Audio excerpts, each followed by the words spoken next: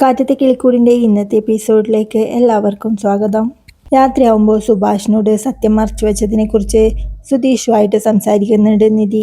ചില നല്ല കാര്യങ്ങൾ നടക്കുന്നതിൽ ചെറിയ ചെറിയ കള്ളങ്ങൾ പറയുന്നതിൽ തെറ്റൊന്നുമില്ല എന്ന് സുധീഷ് പറയുന്നുണ്ട്. പക്ഷേ അത് ഇവിടെയുള്ളവർക്കാർക്കും മനസ്സിലാവുന്നില്ല. ഞാനൊരു കള്ളം പറയുമ്പോൾ അത് മറ്റുള്ളവരുടെ ജീവിതത്തിൽ ചെറിയൊരു വെളിച്ചവും കൊണ്ടുവരുന്നുണ്ട്. അപ്പോഴേക്കും അടുപ്പിൽ ചോറ് തിളക്കാൻ വെച്ച് എന്തോ ആലോചിച്ച് നിൽക്കാണ് സുഭാഷ്.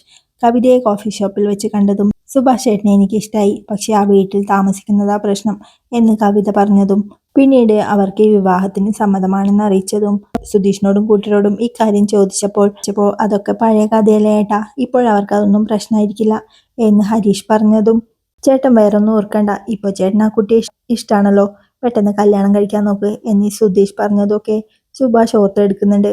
അതൊക്കെ ഓർത്തുകൊണ്ട് തൻ്റെ ഫോണിൽ വെച്ചിരുന്ന പറയാതെ അറിയാതെ പാട്ട് സുഭാഷ് വീണ്ടും വെക്കുന്നുണ്ട്.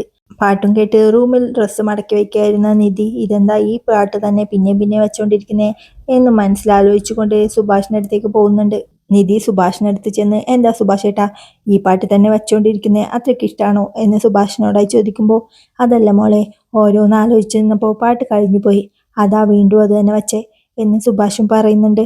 എന്തു പറ്റി സുഭാഷ് ഏട്ടാ, ആ ഡൗൺ ആണല്ലോ എന്ന് നിധി ചോദിക്കുമ്പോൾ എന്തു പറ്റിയെന്നറിയില്ല മോളെ, മനസ്സിനൊരു സുഖമില്ല, അവരെല്ലാവരും കല്യാണത്തിനെ കുറിച്ച് പറഞ്ഞില്ലേ, അതാ പ്രശ്നം എന്ന് സുഭാഷും പറയുന്നുണ്ട്. അതിനെന്താ സുഭാഷ് ഏട്ടാ, കല്യാണം നടക്കുന്നത് നല്ല കാര്യമല്ലേ എന്ന് നിധി ചോദിക്കുമ്പോൾ സുനന്ദയുടെ കല്യാണത്തിന് മുന്നേ എൻ്റെ കല്യാണം നടത്തുന്ന അവർക്ക് എന്തിനാ ഇങ്ങനെ ധൃതി പിടിച്ച് കാര്യങ്ങൾ നടത്തുന്നേ എന്ന് സുഭാഷും പറയുന്നുണ്ട്. സുനന്ദയുടെ കല്യാണം ആലോചിക്കുന്നത് ഇപ്പോഴല്ലേ, അതിനു മുന്നേ സുഭാഷ് ഏട്ടൻ്റെ കല്യാണം നോക്കിയിരുന്നല്ലോ എന്ന് നിധി പറയുമ്പോൾ അതൊക്കെ ശരിയാ, പക്ഷേ പെട്ടെന്നൊരാലോചന ഇങ്ങനെ വീണ്ടും വന്നപ്പോൾ എന്തോ ഒരു ടെൻഷൻ എന്ന് സുഭാഷ് പറയുമ്പോൾ എന്തിനാ ടെൻഷൻ, ആ പെൺകുട്ടിയെ ഇഷ്ടമായില്ലേ എന്ന് നിധിയും ചോദിക്കുന്നുണ്ട്. എന്ന് നിധി ചോദിക്കുമ്പോൾ ഇഷ്ടമാവാഞ്ഞിട്ടൊന്നുമല്ല, പക്ഷേ മുമ്പ് ഞാൻ അവളെ കണ്ടപ്പോൾ അവൾ വ്യക്തമായിട്ടൊരു കാര്യം പറഞ്ഞിരുന്നു, കൂട്ടുകുടുംബം അവൾക്ക് ഇഷ്ടമല്ല, കല്യാണം കഴിഞ്ഞാൽ മാറി താമസിക്കണമെന്ന്. അതെന്തായാലും നടക്കില്ലെന്ന് ഞാൻ അപ്പോൾ തന്നെ ആ കുട്ടിയോട് പറഞ്ഞു, വേറെ കല്യാണം നോക്കുന്നതാണ് നല്ലതെന്നും പറഞ്ഞിട്ടാണ് ഞാനൊന്ന് വന്നത്. അത് കഴിഞ്ഞപ്പോൾ 3 മാസമായി, ഇപ്പോൾ പെട്ടെന്ന് ആ കുട്ടിയുടെ മനസ്സ് മാറി കല്യാണത്തിന് ഇഷ്ടമാണെന്ന് പറയുന്നു. എനിക്കെന്തോ അതൊന്നും വിശ്വസിക്കാൻ പറ്റുന്നില്ല എന്ന് സുഭാഷ് സംശയത്തോടെ പറയുമ്പോൾ ഉമ്മാരല്ലേ പറഞ്ഞത്, അവരെ വിശ്വാസമില്ലേ എന്ന് നിധിയും ചോദിക്കുന്നുണ്ട്. അവരെ വിശ്വസിക്കാതിരിക്കുമോ, പക്ഷെ അതല്ല എൻ്റെ സംശയം, അന്ന് ആ പെൺകുട്ടി ഞാൻ പറഞ്ഞപ്പോൾ ഓക്കെ എന്നും പറഞ്ഞ് പിരിഞ്ഞു പോയതാ, പെട്ടെന്നിപ്പോൾ 3 മാസം കഴിഞ്ഞ് കല്യാണത്തിന് സമ്മതമാണെന്ന് പറയുന്നതിന് അതിനെന്തെങ്കിലും ഒരു കാരണം ഉണ്ടാവില്ലേ, അതാ ഞാൻ ആലോചിക്കുന്നത്. ഇനിയിപ്പോൾ കല്യാണം കഴിഞ്ഞ് വന്നതിന് ശേഷം ഇവിടെ താമസിക്കാൻ പറ്റില്ല, മാറി താമസിക്കണം എന്നൊക്കെ പറഞ്ഞാൽ ഞാൻ എന്ത് ചെയ്യും, എനിക്കതൊന്നും താങ്ങാൻ പോലും പറ്റില്ല. അല്ല ഇനിയിപ്പോൾ ഇങ്ങനെയായിരിക്കുമോ, അന്ന് ഞാൻ പെണ്ണ് കാണാൻ പോകുമ്പോൾ മോളിവിടില്ല, ഇപ്പോഴാണെങ്കിൽ മോളിവിടെ ഉണ്ടല്ലോ, ഇനി പേടിക്കാതിരിക്കാം എന്ന് കരുതിയിട്ടായിരിക്കുമോ എന്ന് സുഭാഷ് സംശയത്തോടെ ചോദിക്കുമ്പോൾ ആ അങ്ങനെയായിരിക്കാം എന്ന് നിധിയും പറയുന്നുണ്ട്. മോൾ ഈ വീട്ടിൽ വന്നത് പിന്നെ ഈ വീട്ടിൽ ഓരോ നല്ല കാര്യങ്ങളും നടക്കുന്നത്, അങ്ങനെയാണെങ്കിൽ കുഴപ്പമില്ല, ഇനി അങ്ങനെ അല്ലെങ്കിൽ ഞാൻ എന്ത് ചെയ്യും എന്ന് സുഭാഷ് ടെൻഷനോടെ പറയുമ്പോൾ സുഭാഷ് ഏട്ടാ അങ്ങനെയൊന്നും ചിന്തിക്കണ്ട, ഇവിടെ സുഭാഷ് ഏട്ടൻ്റെ നല്ലത് മാത്രമേ എല്ലാവരും ചിന്തിക്കുന്നുള്ളൂ, നല്ലത് തന്നെ നടക്കും എന്ന് നിധി പറയുമ്പോൾ നോക്കാം എന്ന് ചിരിയോടെ സുഭാഷും പറയുന്നുണ്ട്. അടുക്കളയിൽ നിന്നും പുറത്തിറങ്ങിയ നിധിയും ഉമ്മർത്ത് നിന്ന് ഇക്കാര്യം ആലോചിക്കുന്നുണ്ട്. കല്യാണം നടക്കണം എന്നുള്ളത് ശരിയാ, പക്ഷെ അതിനുവേണ്ടി ഇത്രയും വലിയൊരു കള്ളം മറച്ചു വയ്ക്കാൻ പറ്റുമോ, ഞാനും കൂടി സുഭാഷ് ഏട്ടനെ പറ്റിച്ചു എന്ന് കരുതുമോ എന്നൊക്കെ നിധി ടെൻഷനോടെ ചിന്തിക്കുന്നുണ്ട്. പിന്നീട് രാവിലെ ആകുമ്പോൾ ഡൈനിങ് ഹാളിൽ ടെൻഷനോടെ ഇരിക്കുന്ന നികേഷിനെയും ഹരീഷിനെയാണ് കാണിക്കുന്നത്.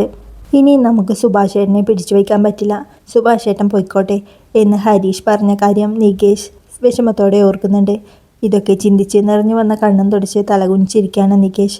അപ്പോഴാണ് പുറത്തു പോയി വന്ന സുഭാഷ് നികേഷിൻ്റെ അടുത്ത് എത്തുന്നത്. നികേഷ് എന്ന് സുഭാഷ് വിളിക്കുമ്പോൾ എന്തോ ആലോചിച്ചിരിക്കുന്ന നികേഷിനെ കണ്ട് എടാ എന്താടാ പറ്റിയേ, ഞാൻ ഇന്നലെ മുതലേ നോക്കുക, ഇവൻ എന്താ ഇങ്ങനെ ആലോചിക്കുന്നേ എന്ന് ഹരീഷിനോടായി സുഭാഷ് ചോദിക്കുമ്പോഴേക്കും സുധീഷും അവിടേക്ക് എത്തുന്നുണ്ട്. എന്തോ പേടി പറ്റിയ പോലെ ഇന്നലെ മുതൽ ഇവൻ ഇരിക്കുന്നേ എന്ന് സുഭാഷ് പറയുമ്പോഴേക്കും നിധിയും അവിടെ എത്തുന്നുണ്ട്. അവനൊരു കുഴപ്പമില്ല സുഭാഷ് ഏട്ടാ എന്ന് സുധീഷ് പറയുമ്പോൾ അതെനിക്ക് കൂടി തോന്നണ്ടേ, ഇവൻ്റെ മുഖം കണ്ടാൽ എനിക്ക് അറിഞ്ഞൂടെ, ഇവൻ എന്തോ കുഴപ്പം പറ്റിയിട്ടുണ്ട് എന്ന് നികേഷിനോടായി പറഞ്ഞുകൊണ്ട് മോളെ ഇവൻ എന്തെങ്കിലും പറഞ്ഞോ എന്ന് നിധിയോടും ചോദിക്കുന്നുണ്ട്. നിധി ഒന്നുമില്ലെന്ന് പറയുമ്പോഴേക്കും എടാ എന്തെങ്കിലും അസുഖമുണ്ടോ നിനക്ക്, ആകെ ഡള്ളായിരിക്കുന്നല്ലോ എന്ന് നികേഷിനോടായി ചോദിക്കുന്നുണ്ട്. നികേഷ് ഒന്നും മിണ്ടാതെ തലയും കുനിച്ചിരിക്കുകയാണ്. എടാ നികേഷ് എന്ന് സുഭാഷ് വീണ്ടും വിളിക്കുമ്പോൾ സത്യമായിട്ട് ഒന്നുമില്ല ചേട്ടാ എന്ന് നികേഷും പറയുന്നുണ്ട്. നീ ഓക്കെ ആണല്ലോ അല്ലേ എന്ന് സുഭാഷ് ചോദിക്കുമ്പോൾ അതെ എന്നവൻ മൂളാണ്. എങ്കിൽ നീ അടുക്കളയിലേക്ക് വാ, ഞാനൊരു കാര്യം ഉണ്ടാക്കി തരാം എന്ന് സുഭാഷ് പറയുമ്പോൾ വേണ്ട സുഭാഷ് ഏട്ടാ എന്ന് നികേഷും പറയുന്നുണ്ട്. എടാ എന്താ സാധനം എന്ന് അറിയുന്നതിന് മുന്നേ വേണ്ടെന്ന് പറയാണോ എന്ന് സുഭാഷ് ചോദിക്കുമ്പോൾ അല്ല ഞാനിപ്പോൾ എഴുന്നേറ്റേ ഉള്ളൂ, പല്ല് തേച്ചിട്ടൊന്നുമില്ല എന്ന് നികേഷും പറയുന്നുണ്ട്. ബ്രേക്ക്ഫാസ്റ്റിന് ഇടിയപ്പവും മുട്ടക്കറിയും മതിയോ എന്ന് സുഭാഷ് ചോദിക്കുമ്പോൾ ചേട്ടൻ്റെ ഇഷ്ടം എന്ന് നികേഷും പറയാണ്. എന്ന് നികേഷ് പറയുമ്പോൾ അത് ശരി, എന്നും ഇടിയപ്പം കിട്ടിയ അത്രയും സന്തോഷം എന്ന് പറയുന്നവനാ. സുധീഷെ ഇവന് കാര്യമായിട്ട് എന്തോ പറ്റിയിട്ടുണ്ട് എന്ന് സുധീഷിനോടായി പറയുമ്പോഴേക്കും ഒന്നുമില്ല സുഭാഷ് ഏട്ടാ എന്ന് സുധീഷും പറയുന്നുണ്ട്. അപ്പോഴാണ് നിധിയുടെ ഫോണിലേക്ക് കവിതയുടെ കോൾ വരുന്നത്. ഞാനാ കവിത എന്ന് കവിത പറയുമ്പോൾ എനിക്ക് മനസ്സിലായി എന്ന് നിധിയും പറയുന്നുണ്ട്. ഞാൻ സുഭാഷ് ഏട്ടനെ വിളിച്ചിരുന്നു, കോൾ എടുത്തില്ല, ഇന്നേരത്തെ വീട്ടിലുണ്ടാവും എന്ന് കരുതി അതാ നിധിയെ വിളിച്ചത് എന്ന് കവിത പറയുമ്പോൾ ഉണ്ട് കൊടുക്കാം എന്നും പറഞ്ഞ് ഫോൺ സുഭാഷിൻ്റെ കൈ കൊടുക്കുന്നുണ്ട്. സുഭാഷ് കോൾ അറ്റൻഡ് ചെയ്യുമ്പോഴേക്കും ഹലോ സുഖാണോ എന്ന് കവിത ചോദിക്കുന്നുണ്ട്. സുഖം, നിങ്ങളും സുഖമായിരിക്കുന്നോ എന്ന് സുഭാഷ് ചോദിക്കുമ്പോൾ സന്തോഷത്തോടെ സുഖാണ്, എനിക്കിത് വിശ്വസിക്കാൻ കഴിയുന്നില്ല, കറങ്ങി തിരിഞ്ഞത് നമ്മുടെ അടുത്ത് തന്നെ എത്തിയല്ലോ എന്ന് കവിത പറയുമ്പോൾ സുഭാഷിനും സന്തോഷമാവുന്നുണ്ട്. നിങ്ങളന്ന് വന്നു പോയത് പിന്നെ വേറെയും കുറേ ആലോചനകൾ വന്നിരുന്നു, എനിക്കാരെയും ബോധിച്ചില്ല, എനിക്ക് ബോധിച്ചവരെ വീട്ടുകാർക്കും ബോധിച്ചില്ല. അപ്പോഴേക്കും നിധിയും കൂട്ടരും സിറ്റ് ഔട്ടിലേക്ക് വന്ന് സുഭാഷ് സംസാരിക്കുന്നത് നോക്കുന്നുണ്ട്. നമ്മുടെ കല്യാണം കഴിഞ്ഞ് എത്ര വർഷം കഴിഞ്ഞാലും ആദ്യം വന്ന ദിവസം പരിപ്പുവടയും പഠിപ്പിച്ചത് ഞാൻ ഒരിക്കലും മറക്കില്ല. നിങ്ങളുടെ ആ ഇന്നസെൻസാ എനിക്കും കുടുംബത്തിന് ഇഷ്ടമായത് എന്നവൾ പറയുമ്പോൾ സുഭാഷും ചിരിയോടെ അത് കേൾക്കുന്നുണ്ട്. സുഭാഷ് ചിരിച്ച് സംസാരിക്കുന്നത് കണ്ട് ഹാവു ചിരിക്കുന്നുണ്ട്, അപ്പോൾ കാര്യങ്ങളൊന്നും അറിഞ്ഞിട്ടില്ല എന്ന് സുധീഷും എല്ലാവരോടായി പറയുന്നുണ്ട്. അപ്പോഴേക്കും നിധിയും ശരി വാ എന്നും പറഞ്ഞ് എല്ലാവരെയും അകത്തേക്ക് വിളിച്ചു കൊണ്ടുപോവുകയാണ്. പിന്നീട് കാറിൽ ഒരു മാഡത്തിനെയും കൊണ്ട് ഓട്ടം പോകുന്ന സുധീഷിനെയാണ് കാണിക്കുന്നത്. മാഡത്തിന് സുഖല്ലേ എന്ന് സുധീഷ് ചോദിക്കുമ്പോൾ സുഖമായിരിക്കുന്നു, ട്രാവൽസിൽ വിളിച്ച് ഒരു വണ്ടി വേണമെന്ന് പറഞ്ഞപ്പോൾ സുധീഷ വരുന്നതെന്ന് അറിഞ്ഞില്ല എന്ന് മാഡം പറയുമ്പോൾ കുറച്ച് കാലമായി തിരക്കിലായിരുന്നു മാഡം, ഇപ്പോൾ മാഡാണെന്ന് പറഞ്ഞുകൊണ്ടാണ് ഞാൻ വന്നത് എന്ന് സുധീഷ് പറയുമ്പോൾ എൻ്റെ ഡ്രൈവർ പെട്ടെന്നാണ് വിളിച്ച് വരില്ലെന്ന് പറഞ്ഞത്, എന്താ കുറച്ച് കാലമായി തിരക്കാണെന്ന് പറഞ്ഞത്, ട്രാവൽസിലെ ഓട്ടമായിരുന്നോ എന്ന് മാഡവും ചോദിക്കുന്നുണ്ട്. അത് പിന്നെ കല്യാണമായിരുന്നു മാഡം എന്ന് സുധീഷ് പറയുമ്പോൾ സുധീഷിൻ്റെയോ എല്ലാം പെട്ടെന്നായിരുന്നു മാഡം, കല്യാണം കഴിഞ്ഞ് വീട്ടിലെത്തിയപ്പോഴാണ് വീട്ടുകാർ പോലും കാര്യം അറിഞ്ഞത് എന്ന് സുധീഷ് പറയുമ്പോൾ അതെന്തു പറ്റിയതാ, ലവ് മാരേജ് ആയിരുന്നോ എന്നവർ ചോദിക്കുമ്പോൾ ഇത്തിരി അഡ്വഞ്ചറസ് ലവ് മാരേജ് ആയിരുന്നു മാഡം എന്നവനും പറയുന്നുണ്ട്. കുട്ടി എവിടുന്നാ എന്നവർ ചോദിക്കുമ്പോൾ തക്കലയ്ക്കടുത്താ മാഡം എന്നവൻ പറയുമ്പോൾ ഇത്ര ദൂരെ നിന്ന് ലവ് മാരേജോ എന്നവരും സംശയത്തോടെ ചോദിക്കുന്നുണ്ട്. അത് പിന്നെ അവരുടെ വീട്ടിൽ ഞാൻ ഡ്രൈവറായിട്ട് പോയതാ മാഡം. അതിന് എത്ര ദിവസം അവിടെ ഡ്രൈവറായിട്ട് പോയി എന്നവർ ചോദിക്കുമ്പോൾ 2 ആഴ്ച എന്ന് സുധീഷും പറയുന്നുണ്ട്. അതിനിടയ്ക്ക് പ്രേമമോ എന്നവർ ചോദിക്കുമ്പോൾ ആ കുട്ടിക്ക് എന്നെ കണ്ടപ്പോൾ തന്നെ ഇഷ്ടമായി മാഡം, ആക്ച്വലി അവർ കല്യാണം വരെ ഫിക്സ് ചെയ്തായിരുന്നു, നിശ്ചയത്തിൻ്റെ തലേനാൾ ഞങ്ങളിങ്ങോടി വന്നു എന്നവൻ പറയുമ്പോൾ വീട്ടുകാർ പ്രശ്നം ഉണ്ടാക്കിയില്ലേ എന്ന് മാഡവും ചോദിക്കുന്നുണ്ട്. പ്രശ്നമൊക്കെ ഉണ്ടാക്കി, പക്ഷേ നമ്മളെ വിശ്വസിച്ച് ഒരു പെൺകുട്ടി ഇറങ്ങി വരുമ്പോൾ നമ്മളതിനെ ചേർത്ത് നിന്നല്ലേ പറ്റൂ മാഡം എന്നവൻ പറയുമ്പോൾ അത് ശരിയാ എന്നവരും പറയുന്നുണ്ട്. അല്ല മാഡം എങ്ങോട്ടാ എന്ന് അവൻ ചോദിക്കുമ്പോൾ യൂണിവേഴ്സിറ്റിയിലേക്ക് എന്നവരും പറയുന്നുണ്ട്. പെട്ടെന്ന് അവൻ എന്തോ ഓർത്ത പോലെ മാഡം എനിക്ക് യൂണിവേഴ്സിറ്റിയിൽ ഒരു സഹായം വേണമായിരുന്നു എന്നവരോട് പറയുമ്പോൾ എന്താ കാര്യം എന്നവർ ചോദിക്കുന്നുണ്ട്. അവൻ നടന്ന കാര്യങ്ങളൊക്കെ അവരോട് പറയുമ്പോൾ യൂണിവേഴ്സിറ്റിയിൽ സർട്ടിഫിക്കറ്റിന് അപ്ലൈ ചെയ്യാൻ പോയതാ, അവിടെ അവർ വന്ന് പ്രശ്നമുണ്ടാക്കി, അവരെ തടയാൻ പോയ എൻ്റെ അച്ഛനെ കത്തിയെടുത്ത് കുത്തുക വരെ ചെയ്തു എന്നവൻ പറയുമ്പോൾ എന്നിട്ട് കംപ്ലൈൻ്റ് ഒന്നും കൊടുത്തില്ലേ എന്നവരും ചോദിക്കുന്നുണ്ട്. കംപ്ലൈൻ്റ് ഒന്നും കൊടുത്തിട്ട് കാര്യമില്ല മാഡം, അത്ര വലിയ പാർട്ടീസാ, പക്ഷേ അവൾ പാവാ, സർട്ടിഫിക്കറ്റ് കത്തിച്ചതും ചിന്തിച്ച് എപ്പോഴും കരച്ചില്ല. യൂണിവേഴ്സിറ്റിയിൽ നിന്ന് ആ സർട്ടിഫിക്കറ്റ് ഒന്ന് നേരിട്ട് വാങ്ങാൻ എന്നെ ഒന്ന് സഹായിക്കുമോ, ഗോൾഡ് മെഡലോടെ പാസ്സായതാ, ഒരു ജോലി വേണമെന്ന് അവളുടെ ആഗ്രഹം നടത്തിക്കൊടുക്കാൻ കഴിഞ്ഞില്ലെങ്കിൽ ഞാൻ അവളെ കൂട്ടിക്കൊണ്ടുവന്നതിൽ എന്താ കാര്യം മാഡം, എന്നെ ഒന്ന് സഹായിക്കാൻ പറ്റുമോ എന്നവൻ ചോദിക്കുമ്പോൾ അതിനെന്താ ഞാൻ സഹായിക്കാം, അടുത്ത ട്യൂസ്ഡേ വൈഫിനെയും കൂട്ടി യൂണിവേഴ്സിറ്റിയിലേക്ക് വാ, ഞാൻ ശരിയാക്കി തരാം എന്നവർ പറയുമ്പോൾ ശരിക്കും എന്നവൻ സന്തോഷത്തോടെ ചോദിക്കുന്നുണ്ട്. അതിനെന്താ, ഗോൾഡ് മെഡലൊക്കെ വാങ്ങിയ കുട്ടിയല്ലേ, അവളുടെ ആഗ്രഹം പോലെ ഒരു ജോലിയൊക്കെ കിട്ടട്ടെ, സർട്ടിഫിക്കറ്റ് ഇല്ലാത്തത് അവൾക്കൊരിക്കലും ഒരു തടസ്സമാവില്ല എന്നവർ പറയുമ്പോൾ സുധീഷും സന്തോഷത്തോടെ താങ്ക് യു മാഡം എന്ന് പറയുന്നുണ്ട്. അവിടെ വീട്ടിലെ അടുക്കളയിലേക്ക് ഒരു പാട്ടും പാടി കയറി വരികയാണ് ഭാസ്കരൻ. കഴിക്കാൻ എന്തെങ്കിലും ഉണ്ടോയെന്നൊക്കെ പാത്രമൊക്കെ തുറന്ന് നോക്കുകയാണ്. അതിനിടയിൽ അവിടെ വെച്ച ചിക്കൻ കറി കണ്ട് അത് ടേസ്റ്റ് നോക്കിക്കൊണ്ട് എടുത്ത് കഴിച്ചുകൊണ്ടിരിക്കുകയാണ്. അപ്പോഴേക്കും നിധിയും നികേഷും അടുക്കളയിലേക്ക് കയറി വരുന്നുണ്ട്. നിങ്ങൾ എന്ത് പണിയാണ് കാണിക്കുന്നേ, കൈയിട്ട് വാരി കഴിക്കരുതെന്ന് എത്ര തവണ പറഞ്ഞതാ എന്ന് നികേഷ് ചോദിക്കുമ്പോൾ എങ്കിൽ ഞാൻ കാലെടുത്ത് വെച്ച് കഴിക്കാടാ എന്ന് ഭാസ്കരനും പറയുന്നുണ്ട്. നോക്കെടുത്തി ഒരു സ്പൂൺ എടുത്ത് കഴിച്ചൂടെ, എന്നിട്ട് അത് തുറന്നു വെച്ച് പോവുകയും ചെയ്യും എന്നവൻ പറയുമ്പോൾ എവിടെയൊക്കെ ചെന്നിരിക്കുന്നതാ, കയ്യിലെ അഴുക്കൊക്കെ ഈ കറിയിലാവും, മറ്റുള്ളവർക്കും കഴിക്കേണ്ടതല്ലേ എന്നവൻ പറയുമ്പോൾ എന്ന് നികേഷ് പറയുമ്പോൾ നീ ഒന്ന് പോയേ ചേർക്ക, അവൻ്റെ ഒരു അടുക്ക് ചോദ്യം എന്നും പറഞ്ഞുകൊണ്ട് എനിക്കിങ്ങനെ കഴിക്കാനറിയൂ, ഞാൻ ഇനി ഇങ്ങനെ തന്നെ കഴിക്കുകയും ചെയ്യും എന്നും പറഞ്ഞുകൊണ്ട് അതിൽ നിന്നൊരു ചിക്കൻ കഷ്ണം എടുത്ത് കഴിച്ച് അടുക്കളയിൽ നിന്ന് ഇറങ്ങി പോകുന്നുണ്ട്. നിധിയും പുറകെ ചെന്ന് ഒന്ന് നിൽക്കണേ എന്ന് പറഞ്ഞ് ഭാസ്കരനെ വിളിച്ചു നിർത്തുകയാണ്.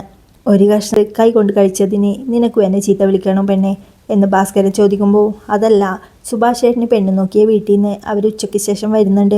അതിനവരൊരു തവണ വന്നതല്ലേ, പിന്നെ എന്തിനാ വീണ്ടും വരുന്നേ എന്ന് അയാൾ ചോദിക്കുമ്പോൾ, ഇപ്പോൾ വരുന്നത് കല്യാണം ഉറപ്പിക്കാനാ, അച്ഛൻ എവിടെയും പോകരുത്, എവിടെ ഉണ്ടാവണം എന്ന് പറയുമ്പോൾ എപ്പോഴാണ് അവർ വരുന്നേ എന്ന് ഭാസ്കരനും ചോദിക്കുന്നുണ്ട്. ഉച്ച തിരിഞ്ഞ് എന്ന് നിധി പറയുമ്പോൾ ശരിയെന്നും പറഞ്ഞ് ഭാസ്കരനും അവിടുന്ന് പോവുകയാണ്. നിധി നികേഷിനോടായി അവരൊരിക്കൽ കണ്ടിട്ടുള്ള വീടാ, എന്നാലും കുഴപ്പമൊന്നും ആയിട്ടില്ലല്ലോ അല്ലേ എന്ന് ചോദിക്കുമ്പോൾ, വീട് എങ്ങനെ ഇരുന്നാൽ എന്താ എടുത്തി, അവരിവിടെ താമസിക്കാനൊന്നും പോകുന്നില്ലല്ലോ എന്ന് പറഞ്ഞുകൊണ്ട് ഇപ്പോൾ എന്താ വേണ്ടത്, എന്തെങ്കിലും വാങ്ങി വരണോ, അവർ വരുന്ന കാര്യം സുഭാഷ് ചേട്ടനോട് പറഞ്ഞിട്ടുണ്ടല്ലോ അല്ലേ എന്ന് നികേഷ് ചോദിക്കുമ്പോൾ, ഞാൻ എല്ലാവരെയും വിളിച്ചു പറഞ്ഞിട്ടുണ്ട്, സുധീഷ് വരുമ്പോൾ സ്വീറ്റ്സ് വാങ്ങിയിട്ട് വരും എന്ന് നിധിയും പറയുന്നുണ്ട്. അത് കേട്ടേ ശരിയെന്നും പറഞ്ഞ് പോവാനൊരുങ്ങിയ നികേഷിനെ നിധി വിളിച്ചു നിർത്തുന്നുണ്ട്.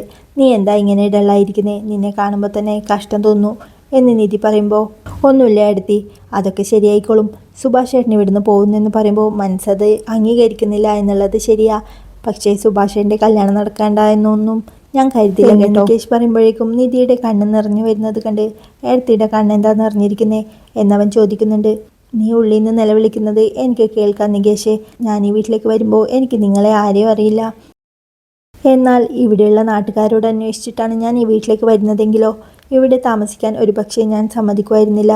ഇവിടെ വന്നു നിങ്ങളുടെ കൂടെ ജീവിച്ചു, നാട്ടുകാർ പറയുന്നത് പോലെയല്ല ഇവിടുത്തെ കാര്യം എന്നുള്ളത് മനസ്സിലാക്കി. ഒരുപക്ഷെ സുഭാഷ് ചേട്ടന് വേണ്ടി വരുന്ന പെൺകുട്ടിയും അതൊക്കെ മനസ്സിലാക്കിയാലോ, ചിലപ്പോൾ എല്ലാവരും ഒരുമിച്ച് ജീവിക്കാനുള്ള സാഹചര്യം ഉണ്ടായല്ലോ എന്ന് നിധി പറയുമ്പോൾ, ഏട്ടത്തിയെ പോലെ ആവോ എല്ലാവരും, ചിലപ്പോൾ അവർ ഈ വീട്ടിലേക്ക് വരികയില്ല എന്നാണ് പറയുന്നതെങ്കിലോ. സുഭാഷ് ചേട്ടൻ അവരുടെ കൂടെ തനിയെ പോകുന്നതിൽ എനിക്ക് കുഴപ്പമൊന്നുമില്ല, പക്ഷേ സുഭാഷ് ചേട്ടനോട് നമ്മൾ അവരെ കാണാൻ ചെന്ന കാര്യമൊക്കെ അവർ പറഞ്ഞു കഴിഞ്ഞാൽ എന്ന് നികേഷ് ചോദിക്കുമ്പോൾ, നീ എന്തിനാ ഇങ്ങനെ നെഗറ്റീവായി ചിന്തിക്കുന്നേ, അങ്ങനെയൊന്നും സംഭവിക്കില്ല എന്ന് നിധിയും പറയുന്നുണ്ട്. സുഭാഷ് ചേട്ടൻ പോവും, കുറച്ച് കഴിഞ്ഞാൽ ഏട്ടത്തിയും പോവും, അതോടെ ഈ വീട് വീടല്ലാതായി മാറും, ഒരു നരകമായി മാറും, പിന്നീട് എനിക്കും ഈ വീട്ടിലേക്ക് വരാൻ ഒരു കാരണമില്ലാതാവും, ഞാനും എങ്ങോട്ടെങ്കിലും പോവും എന്നൊക്കെ നികേഷ് പറയുന്നത് കേട്ട്, നീ എങ്ങോട്ട് പോവാനാ നികേഷേ, എന്തിനാ ഇങ്ങനെയൊക്കെ പറയുന്നേ എന്ന് നിധിയും ചോദിക്കുന്നുണ്ട്. ഒരു ദിവസം ഏട്ടത്തി എന്തായാലും ഈ വീട്ടിൽ നിന്ന് പോവില്ലേ, ഏട്ടത്തിക്ക് വീട്ടിൽ താമസിക്കാൻ ഒരു കാരണമില്ലെന്ന് എനിക്കറിയാം, ഞങ്ങളോട് കഷ്ടം തോന്നിയിട്ടാ ഏട്ടത്തി ഇവിടെ താമസിക്കുന്നേ എന്ന് വെച്ച് എന്നും ഇവിടെ താമസിക്കണമെന്ന് ഞങ്ങൾക്ക് പറയാൻ പറ്റുമോ, അത് ഞങ്ങളുടെ സ്വാർത്ഥതയാവില്ലേ എന്ന് നികേഷ് പറയുമ്പോഴേക്കും, ഞാൻ ഉടനെയൊന്നും പോവില്ലടാ എന്ന് നിധിയും പറയുന്നുണ്ട്.